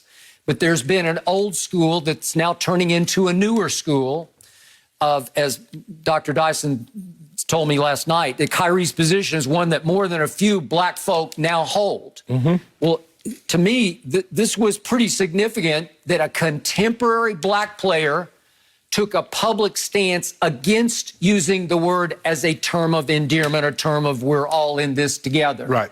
Well, I don't remember that. Help me out, but I don't remember that happening. And Chris goes so far to say, way to go, Kyrie. I'm proud of you for taking that stance. Yet my question to both of you, your community is obviously somewhat split over this. What percent do you feel like are in the old school camp, now becoming new school, of you cannot use that word in any way, shape, or form? And what percent would be in your camp of, hey, it's just how we talk to each other and it's okay? I think for me, Chris, is that because I'm not around that many people anymore, I don't really go sit in the barbershop like I once could, because I was always respectful. If I saw an elderly gentleman or an elderly person in the barbershop, I made sure I didn't use that word because I know they were going to feel uncomfortable with it. Yep. So I tried to make it a course to my surroundings. Now, if it's just a bunch of guys in there, it's going back and forth. When I was on the football field, oh, you trying to be super in today, huh? Oh, we about to slow you down, you know what? So that went back and forth. So for me, in my age bracket, and I say between 35 and 55, we don't have a problem with it. But I know some of the older, and Chris, I think it for me, when I look at it, if you like were in Jim Crow, you know, we talk about it, but if you like grew up in that era, you're probably a little bit more, nah, I'm gonna stay away from that, because even though I've heard the word used, they heard it almost on a daily basis, kind of like we're speaking now. And that's how they was referred to, or it was like normal. Boy was normal. The N-word was kind of like normal language for a white person uttering that to them. Yeah, look, I think to answer Skip's question, I think it's fairly evenly split. You know, like I said, a lot of older African-Americans don't want to use it, although I believe that blacks have used that word to describe ourselves since slavery. Yeah. I really do. I don't like this notion that hip-hop pop made it, you know, reclaimed it and brought it back. No, you go back and look at the 1970s blaxploitation films. They were using the N-word all over the place. You know, and N-word it's been used throughout Black American history because that's what whites called us. We called ourselves that. But we did it during segregation. And so it was within our own ranks. But now that we're integrated and now that our rap music has, you know, is so popular and has become mainstream music, now that word is all over the place because we're not segregated anymore. So I think that is a problem. Skip, I think to the A verb ending versus the ER, I think that's a bunch of hogwash. Because the fact is that Black American vernacular, we put A on many things. When I say brother, it's the same as brother, but I say brother. We say gonna, it's the same as going to. I say butter, but it's the same as butter. Like, the word is no different. That's just the way we speak. That's just an excuse to use it. But it's really the same. The word is the word. And again, if you had called Malcolm X the word with the A or the ER, he would have been equally offended by both of them. Secondly, the term of endearment, Shannon knows this, is really not a term of endearment. It's a term of familiarity because we use it to describe everything. I mean, sometimes it's a term of endearment. Like when Shannon's with his boys, that's my, all that. But sometimes it's a term of hatred. I'm going to kill them. You know, that blank ain't, it is used, a lot of killings of blacks killing blacks. I bet you that word is used all the time. And so I've even heard, and I bet you guys may have seen this. I've been in NBA locker rooms or been around just young African Americans and heard they refer to white people as the N-word. You know, like, it's just thrown around. Young white kids growing up in hip-hop who are kind of around blacks. I'm not talking about kids in the suburbs necessarily, but those that are around the black community, they use it to call each other. They calling whites are calling each other the N-word back and forth. Context is important. But it really has become, it's a convoluted and complicated discussion. Okay, Chris, so go one other direction here. Also from Dr. Dyson, as of last night, he said to me, there's often an unstated tension between U.S. and foreign-born blacks. Obviously, Dennis Schroder, born and raised in Germany. Do you think that could have been operating to some degree under the surface here for Kyrie? Well, look, I don't know this for a fact, but I would believe Dennis Schroder, growing up in Germany, was not using the N-word. If he was using it in Germany, it was through listening to American hip-hop. Yep. Or when he came to America, he started, seeing all the NBA players use it. Everybody around him using it, so he just fit right in. Right. Right. So he may have never even encountered a black person like Kyrie who said, don't call me that. Right. So that's possible. Look, there is a tension sometimes between Native Africans and African Americans. I know I've been around like players I know that have teased, they got African teammates in college and they tease them. That's always been there. Look, again, but if you're like Kyrie and you're starting to study African history and read a lot about African history, you probably feel more of a kinship. He probably has a Pan-African mentality that it's now black people all over the world are linked together. Not just Africa, America, England. You know, he's linking all of us together against racism, where you've seen it's happened all over the world, essentially. So he may be offended that Schroder, as an African, you should know better, or you shouldn't refer to me like that. You know, so I do think that may be an underlying current. Because, look, Kyrie, I bet you he hears it in the locker room all the time. Kevin Durant, who's obviously great friends with Kyrie, remember last year when GM Bob Myers in Golden State said, oh, we didn't feel as much joy when we won the second championship with KD? KD tweeted or Instagram, one of them, N-words look awfully happy in that photo, though. Right. So he uses it.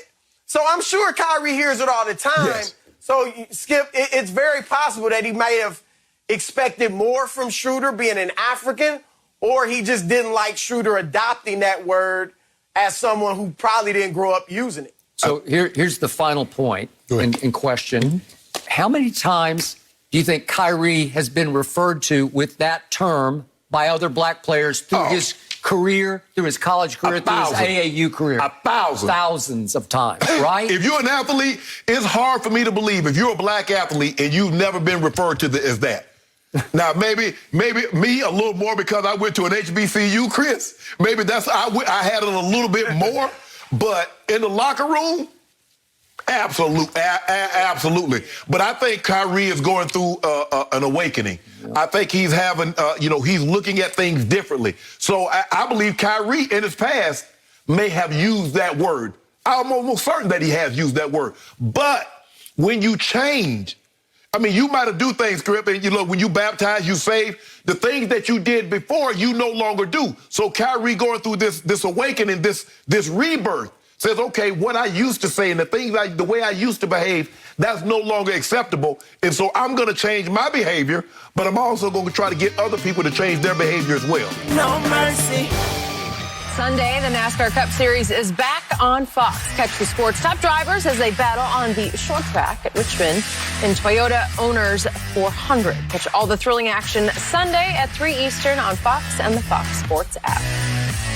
Well, according to reports, Eddie George will be named the new head football coach at Tennessee State. George has no previous head coaching experience, but the school is reportedly looking to find a spark to get the program headed in the right direction. Sanders, who is now the coach at Jackson State, another HBCU, tweeted his support for George last night. So, Shannon, will this work? Skip, I think it'll work, but the success is going to be relative. The likelihood of them flipping a 4 or 5-star guy that was going to go to Alabama, Ohio State, or Georgia is very unlikely. But I do think Eddie George, being who he is, made his career in Tennessee, has a Heisman Trophy winner. By the way, you saw him up close. I did. I saw him up close and personal, yeah. And so I believe he can go sit on a mom and dad's couch or grandma and grandpa's couch and explain, not only will I help this kid become a better football player, but I'll help this player become a better man, a better person in society. And he'll get a great education, and he'll be able to go out and not only make himself proud, but make you proud of the young man that you raised. Yep. So I do believe Eddie will have that kind of impact, just like Deion Primetime is at Jackson State doing a great job. But it's going to take some time. It takes time to get those level of guys. People don't realize. It takes time. And time and money, because time is in prime time. Yes. Skip, you got to realize a lot of these, like in the late 60s and 70s, before integrations, black guys had to go to black colleges. So they had to go to Southern. They had to go to Tennessee State and Grambling and Savannah State. There was not an option. Now that you've opened it up, now it's integrated. There are options. Now I think I want to play in front of 105,000 at Ohio State. They believe that it's a quicker path, a pipeline, because, Skip, you got a coach at every position. My offensive coordinator was my position coach. Yep. And he coached the running backs also. Yep. So you don't have an inside linebacker coach, an outside linebacker coach, a rush specialist, a D-tackle specialist. You don't have all that, all the training table. Skip, we ate with the general population. And athletes, they eat with other athletes. Not the general population. Yeah. We ain't with the general population. So it's a decided disadvantage that they're up against. But to answer Jenny's question, yes, I believe Eddie will have success. He knows football. Now, being a great player, can he relay that information? Now, I didn't know Eddie wanted to coach. I know Time. Me and Time go back 30 years. He's always wanted to coach. And he has been coaching high school football. High school football. Yeah. He's always wanted to do it. He coached his kids when they were coming up. So I'm glad to see it. And I hope he has great success, except when they play Savannah State, we're going to beat the brakes off. Are you really? Yeah. I might have some due on that game. We're going to beat them. Yeah. Don't make me go back and start coaching Savannah State. I know Eddie a little bit, and I like Eddie a lot. Have you been around him? I have, a little bit. Big personality, high character, perfect man for this job. My only concern is he's coached no football. Like you said, Deion has been on a path to learn how to coach, because you have to know that sort of the ABCs of how to run a game plan, how to execute it during the game. Better get a great staff. You better have a good staff. But can Eddie George recruit to Tennessee State? You better believe he can. Can he flip a 5-star? I don't know. I hope so, for their sake. Maybe one here or there for either one of those two guys. We'll get them back on the map pretty quickly. I know Tennessee State because I went to Vanderbilt, and I can't tell you how many Friday nights, because Tennessee State then played at our stadium on our campus, and we could just walk over and for free just walk in and get a great seat. Do you remember Jefferson Street, Joe Gillum? It's Gilliam, but he pronounced it Gillum. And he just lit up the night, and we would sit and marvel at him. And yet, when he finally got drafted, it was the 11th round to Pittsburgh, and then he went back and forth. He replaced our man Terry Bradshaw for a few games and did okay, had a 4-2-1 record as a starter for the Steelers. But that program has produced a Too Tall Jones and a Mike Hagman that I knew in Dallas, and you know, Richard Dent, obviously, with the Bears. And it has legacy to it. It has tradition. It has legs to it that need to be rebuilt, because I think you can, because it's in Nashville, Tennessee. It's great. It's a great place to go to school, no matter which of those schools you choose. So I love the idea of him going into living rooms, because Mama or Daddy, I think they're going to buy Eddie George. Skip, you know, in black colleges, everybody had a nickname. You mentioned Jefferson Street Joe, and you had Willie Satellite Totten, and you had Ed Too Tall Jones, and you had Honey Bear, the linebacker from the Kansas City Chiefs. So it was like, when you went to these schools, Skip, and talking to all the guys that went to school before they can go integrated, it was like you had to show that when they brought you in, it's like, this guy really can't play. I don't even know why we're talking. So you had to show, and that's and you know, Coach Robinson. I remember going to my first All-American when Coach Robinson and all those guys were sitting around. He just say, I remember him telling Coach Davis, who was my coach. He said he told Tank Younger, he's like, you representing all of them. You're not just representing Grambling. You the first. You represent everybody. You got to make it. Because if you the best and you don't make it, why they gonna come back? The best couldn't make it. So you gonna give them a reason not to come back. So you got to make it. I took it upon myself. I got to make this. Ain't nobody gonna come in. If I'm the best, I'm a 3-time All-American. I'm Conference Player of the Year. And I don't make it. You're a 7th-round draft. I'm a 7th-round draft. Even if I don't make it, Skip, they're not coming back. Agreed. So there's a lot of... Wasn't Walter Payton's sweetness? Sweetness. So Jerry Rice was Flash. Steve, Aaron McNair. So Aaron McNair. That's how Bob Hayes got his Bullet. Bullet Bob. So everybody had, if you were a star at Black College, you had a nickname. Willie Lanier, Willie Honey Bear. Rich tradition. That can be revived on the fly with big enough names, right? Yes. Dr. Doom was Robert Brazile. So Vincent Undertaker Brown. And I know Eddie, he only lasted 7 years because I think he gave up one of the years in that game he played against you guys. I think that took 1 year off his career. That style of football, it's amazing though, Skip. Those guys, I mean, when you look at the guys that they had, he and Walter Payton, not Derrick Henry. That style of running, that style is great for a short period of time. People don't realize Earl Campbell only played 7 years. There were 7 great years, but you can't, you can't, get the amount of care, the punishment that they take. Obviously, Eddie isn't prime time. Deion Sanders, Hall of Famer, Right. but he did win the Heisman Trophy. He won the Heisman Trophy, yes. So he's got that going. And he made a name for himself in Tennessee. He did. So and he was a very successful businessman in Nashville post-career. So I think he's sitting pretty. Yep. And you guys did you mention his Broadway career? I mean, what can't the guy do? Yeah. He's just been so successful. There was such a positive reaction on social media. Ohio State tweeted out a congrats as well. So wishing him all the very best. It would be very cool to see what he does with the program. No mercy. Well, really, both LA teams' latest additions have paid off. Saturday, Andre Drummond helped lead the Lakers in an upset win over the Nets thanks to his 20 points and 11 rebounds.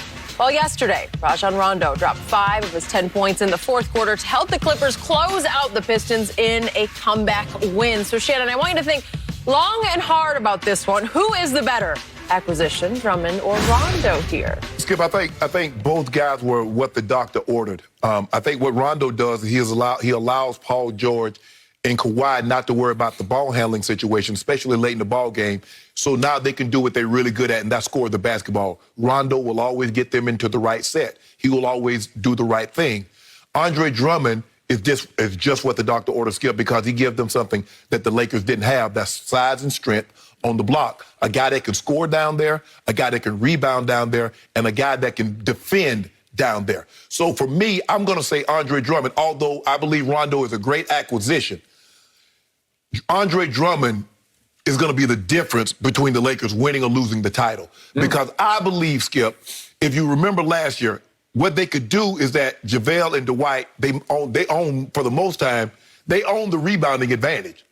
I believe this is going to be another situation that they're going to get a lot of second chance opportunities, because if you look at the other night, I think Andre Drummond had 4 offensive rebounds. That gives you another opportunity to possibly get an and one, a dunk, or he's going to be kicked out to a wide-open three-point shooter. So for me, I'm going to take Andre Drummond because I love this, and plus he's 3-0 against the Nets this year. Doesn't matter where he plays. He play anywhere. He's undefeated against the Nets. So if they do get the finals, they're going to sweep the Nets? Andre Drummond is 17-11. Now, I'm not saying he's going to give us 20 points like 17-11. Oh, so far. Yeah, 17 points, 11 rebounds. That's what he averaged for the year. So I'm not going to say he's going to give us 20 like he gave us the other night. I need you on record. Are you going to sweep the Nets No, they get go the sweep finals them. because of your secret weapon? No. We don't want to sweep them. We need TV ratings. Okay. I will give you this. Andre Drummond, Andre the Giant, or as he's referred to, the Big Penguin. That's his nickname, right? Yeah. The Big Penguin has been better earlier than I thought he would be, because he did give you 15 and 12 at Miami in a loss, and then he gave you 20 and 11. That's pretty good in a big win, for which you would not bet the other day. I gave you a chance. I was going to give you 10 points in the Lakers.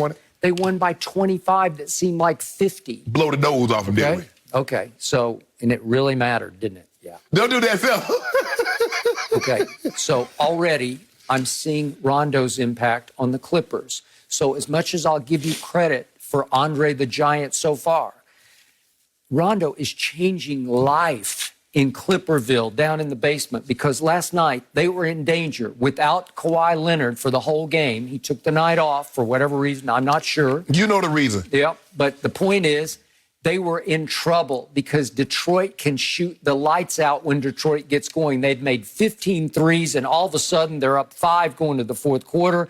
And all of a sudden they're up 6 with 11:15 left in the basketball game. And down the stretch, Rondo came in and settled everybody down and got everybody lined up where they should be, and he distributed the basketball correctly, where they knew they were going to pull it out because their talent prevailed, because it was all in the right places. You didn't have Kawhi and Paul George looking at each other like, should I dribble and create a shot, or should you dribble and create a shot? And by the way, I hate to point this out, but playoff P went pandemic P only in the fourth quarter last night. He went 1 for 9, did Paul George in the fourth quarter. 1 for 9. He was 11 of 16 up to that point through 3 quarters. And he goes 1 for 9, and they survived it because of Rondo. Rondo came in and scored when he needed to score, made a couple of big shots. But it was, Skip, it was Morris Sr.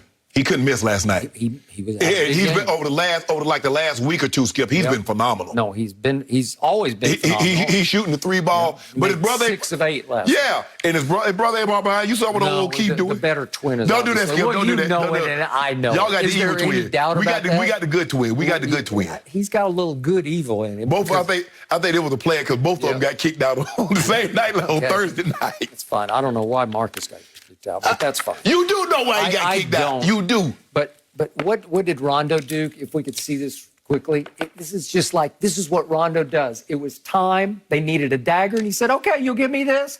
Boom, game over. That clinched it right there. How many times did you see him do that for your Lakers last year? He's a big shot. He is a big shot taker and maker. If you dare him, he'll say, "Okay, watch this. I got this." But guess what? See, and then right there, the rebounds. Yeah. You're gonna see a lot of this. Okay. A lot of this. Really? Come playoff time. A lot of this. He's too small. Come playoff time, the big penguin is 0-8 in the playoffs. He's 0-8. He don't play with LeBron? He don't play with AD? Well, that's a great question because he hasn't. Yeah, exactly. And he doesn't know what pressure feels like until he has to deal with these two. All he has to do is just give us, occasionally give us 12 points, but just man them boards. Because Skip, he get on them boards. Yeah.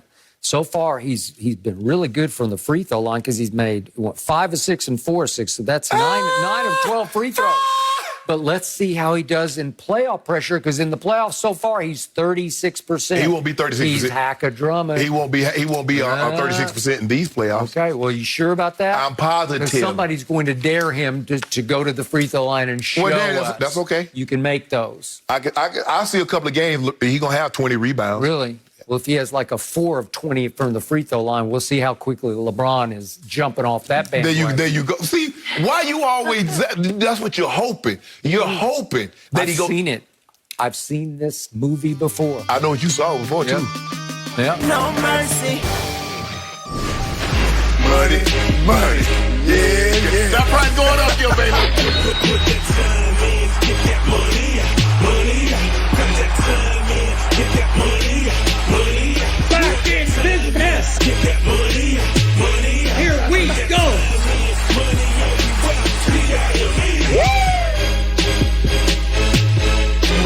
I am going to love that every time we play it. Okay, get this. Tim Kalusha of Dallas Morning News said the Cowboys may have a favorable season in 2021 thanks to the change of quarterbacks in the NFC.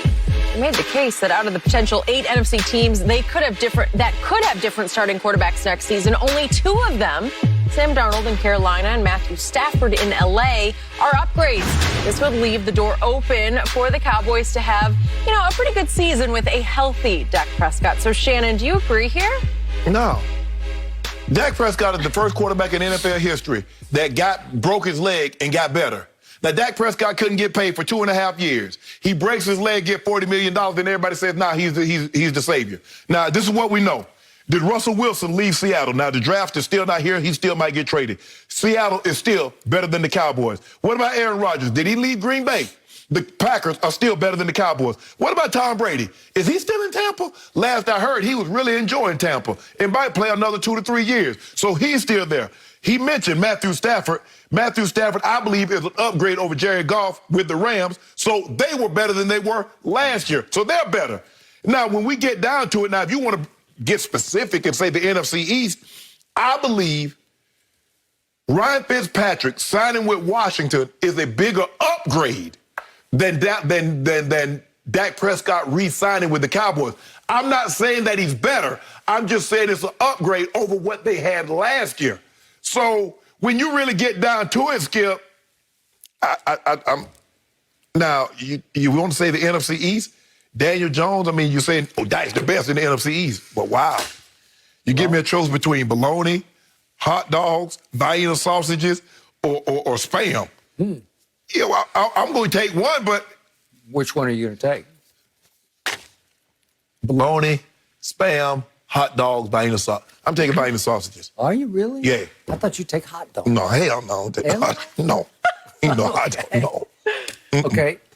Vienna sausages are going to win the division next year, and I got 5 cases on it. right? But you gave me everybody. I got 5 cases on Vienna sausage. You gave me Washington and the Giants and the Eagles. I gave you all. So you gave me bologna, I gave you bologna, hot dogs, spam. and what was the other one? Spam. Okay, I gave you all 3 of them. You can eat to your heart's discontent. You can stuff yourself on all 3 of them, and it'll get you nowhere but empty calories. Okay. So I get the point of Tim Calishaw's article, because by default, you can argue that Dallas has the most stable quarterback situation this side of Brady, because I mean, Brady is Brady, and he's back. And Rodgers is Rodgers. Well, that's not true, because we know Green Bay's got issues with Aaron Rodgers, and we got issues with them. For all I know, he's going to become the full-time Jeopardy host to replace the great Alex Trebek. And he says he can do both, and I think Green Bay's saying, yeah, not on our watch, you get to do both. So you think he's going to become the full-time Jeopardy host this year? Well, it's got to be sooner than later. No. They're trying them out. But they already taping, so this done. Okay, but I'm just saying, sooner than later, they're going to have to make a choice. Our permanent host is who? Aaron Rodgers. Right. Maybe it will be. I didn't love him, but a lot of people seem to. Yeah, good. He was good. Okay, I didn't think so. I didn't think he was convincing, or I didn't think he was comfortable in the role. But the point is, they're not comfortable with him in Green Bay, which is why they drafted a quarterback a year ago. Wait, for the last 2.5 years, you guys weren't comfortable with Dak. Okay. But now all of a sudden you comfortable with him? Okay, he is back in the saddle, and he's happy because he got his money. Y'all had an arranged marriage. That was a shotgun wedding. Well, you were forced to marry him, and now you got to be happy, even if you're not. Jerry was forced to do exactly. The deal. Everything conspired against him. It was wrong place, wrong time for Jerry. So he said, I have no choice but to keep him, because Jerry feels like he's too long in the tooth to go try to draft a kid and hope that he hits the lottery with one of those top 5 quarterbacks, right? Yeah. So he said, tried and true, Dak has been to 2 Pro Bowls. He's won 2 divisions, right? Mm-hmm. And if Kyle Pitts falls into our laps at number 10, we might have the greatest receiving corps in the history of football for Dak Prescott. I mean, if the Vikings get a little help on defense, I mean, their offense is going to be just, if not better than yours. I mean, you look at the wide receivers and Dalvin Cook. Would you have Dalvin Cook or you have Zeke Elliott? Dalvin Cook, Zeke Elliott. Dak Prescott or Kirk Cousins? I mean, you already know how I feel. You already know I'm on First Cousin. Oh, stop. First Cousin got this thing. Yeah, Dak has owned First Cousins. Then we saw what we did to y'all in Dallas a couple of years ago. I mean, we went up and won at Minnesota, beat Kirk Cousins with Andy Dalton, and you're trying to hype Minnesota? The defense was bad. Okay. Like I said, and Russell Wilson, they're at odds. There's big underlying issues there. And they beat y'all last year. Green Bay beat y'all every time they play you. Yeah. Do y'all play what Tampa? Happened when Dak played Russell Wilson for all the marbles in a playoff game? What happened? He outplayed Russell Wilson and won the game. His record, arm and legs. Hold on. If I'm not mistaken, Skip, I think Russell Wilson in the regular season is 2-0 against you guys. Okay, well, how about a game that mattered called a playoff game? Well, he won't have to play y'all in playoffs this year. Could you qualify that as an unstable situation? Yep, you can. Both Green Bay and Seattle, unstable. Matthew Stafford, he was always looked at as a loser and a stat patter and All that being said, the Rams were better than the Cowboys last year, and the quarterback situation got upgraded. Okay, can you make the case that Matt Stafford was a victim of that organization for those many years? You can. I like him. I'm not going to say I love him, but I like him, and I agree. He's an upgrade. Is he better than Dak? He's more talented than Dak as a thrower of the football, but I don't know if his intangibles are better because I never saw any. Is the offense better? Do they have a better play caller than the Cowboys? Yes and yes. That's wrong. Absolutely not. Kellen Moore, I'll stack him up with McVay any day. No, stack him up what? Yeah, come on. You must be going to stack him up, put him in the closet where he should be. All right, we got to move on. No mercy. We saw perhaps the dunk of the year over the weekend. Hornets forward Miles Bridges drove down the lane, hammered one home right over the top of Clint Capela yesterday. So, Shannon, scale of 1 to 10, how good was this dunk? Oh, that's a 10 dunk. 10? That's a 10 dunk, yeah. I mean, Clint Capela is a true big, can play defense, block shots. I don't know what he was thinking. I think he forgot temporarily, he lost his mind for a second and forgot Miles Bridges can literally jump out of the gym.